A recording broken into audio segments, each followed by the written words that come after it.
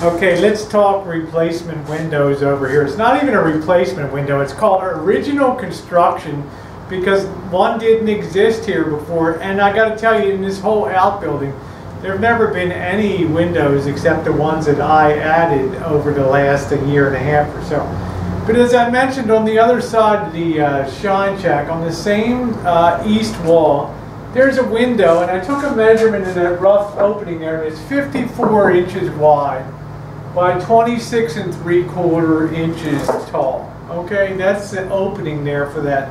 So when I come over here, my goal was to have a window that would mirror that window on the other side. So if you stood at the back of the main house, looking at the window, you would have nice balance with two equally sized windows on either side of the front door, but of the shine shack. But when I measure across here and I do 54 inches, and remember this is too short, I need to have about 18 inches.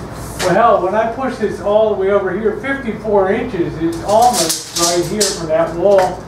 But the problem is, over in this area here is going to be a kitchenette area, and hanging on this wall is probably going to be one set of cabinets, probably 3 or 4 cabinets side by side. Now I can't have a cabinet that's going to be sticking at least a foot covering, you know, with part of the window behind it. It's going to look goofy. It's going to look like somebody was drunk when the architect designed it. So this is the kind of thing I tell you, you really have to think about when you're planning, is balance and the way things go. You can't just measure that window over there and say, what the hell, it's going to be the same size as the other one, just order it up. No, so what we have to do is we have to think of something more clever here. And one of the things in the front of the rancho, you have the two big picture windows, big triple sliders they call them, one on each side. But then in the hallway, you have a long, narrow window which lets some light in. So I'm thinking about sort of mirroring the main house and putting a sort of narrow glass in here, maybe frosted, to give a little bit of privacy in the kitchen area, and yet at the same time let in some light. It would be the same type of glass that's in the front, and next time I'm out there I'll show you. So I'm going to think about that a little bit. It will still give some balance, but it'll give some really cool architectural interest to it. So what I'm thinking is having a window that may actually come down, because remember the sink is going to be over here at this level here. So it might be a window that comes down to about right here on the wall, and maybe up a little bit the same height as the door here.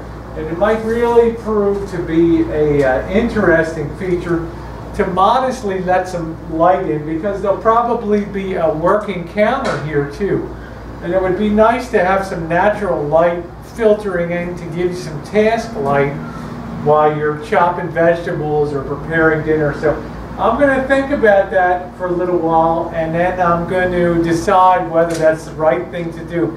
But in the meantime, since I don't like to rush decisions when it comes to, you know, doing architectural planning and trying to get ideas and designs in my head, since I never really work from blueprints, things have to sort of hit me in a cool way and then I'll do it. But this area here demands something cool and something a little original that's going to add a little pizzazz to the outbuilding here. And I think doing a sort of frosted or a fluted glass window is going to be the ticket for giving privacy in the kitchen, but yet also providing a really cool looking detail and plenty of light from the inside. So in the meantime, let's finish up. We've got stereos to pack up in the car and get off to the recycler. I can pop them off for about, they'll pay $10 a piece for them. So I'll be happy. I didn't pay anything for them, so I'll be happy to get them. So let's get on it. It's pushing on 4 o'clock. I'm starting to run out of steam here, okay? But hang with the program. Well, guess what smart Rosie forgot to do? Right, I mean, I hooked up the fan, but I hooked it up to the circuit breaker. Well, you're not going to go to the circuit breaker box every time you want to put the freaking fan on. Yeah, that's right. I forgot to put the switch on. So I'm now going to mount the switch over top of the... yeah, I can put a triple in here and all that. It gets a little complicated. I'd like a totally separate, dedicated switch just for the fan. So I got to take care of that and get that routed real quick. Should be simple. About 15 minutes we should be done. See? Nobody's perfect. I played the game where we came back. And you need all...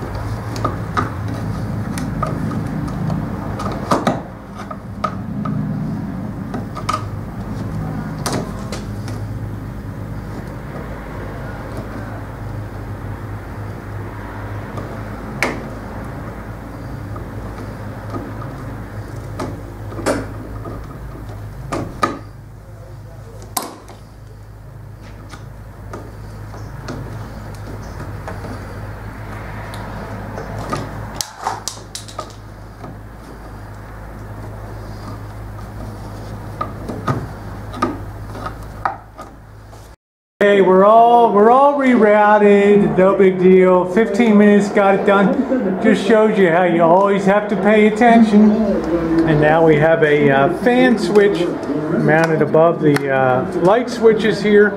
So we will be all good to go.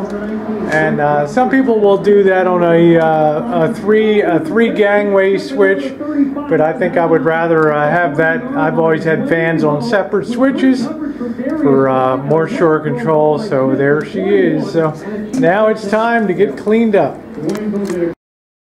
Well, I got to tell you guys, it's been an amazing day today. We got the wiring done for the fan. Got that in place with the switch. We got the circuit breaker mounted. We got that flipped to the off position. That's good.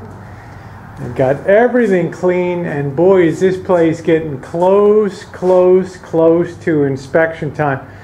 So I really want to give a good once over. Everything has to be GFI protected. And of course, that means if something spills or gets water and somebody plugs something in, the outlets will trip right away and nobody will get electrocuted. It'll be instantaneous. So the rule of thumb for electrical with GFIs, ground fault interrupter circuits, is if you put one on the first line on the first place on the circuit, everything down line is also protected by GFI protection too. So that's a nice thing. You don't have to put a GFI on every single outlet there. You can just put one at the beginning of the string, and you can see over here we have one at the beginning of this string, and it goes down and protects the whole string down that way. So that's a good thing. And this is GFI protected from outside here, and it comes in. So it just remains to be worked out what to do about the window over here.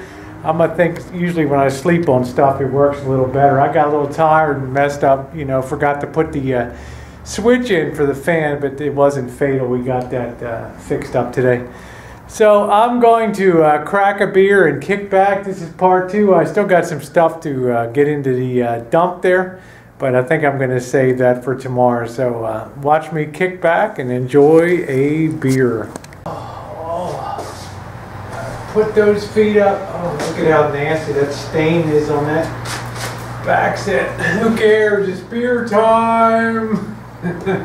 What a beautiful day. Got everything done. Ooh.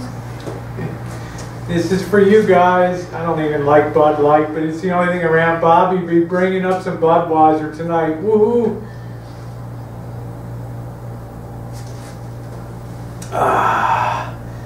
Thanks for watching today.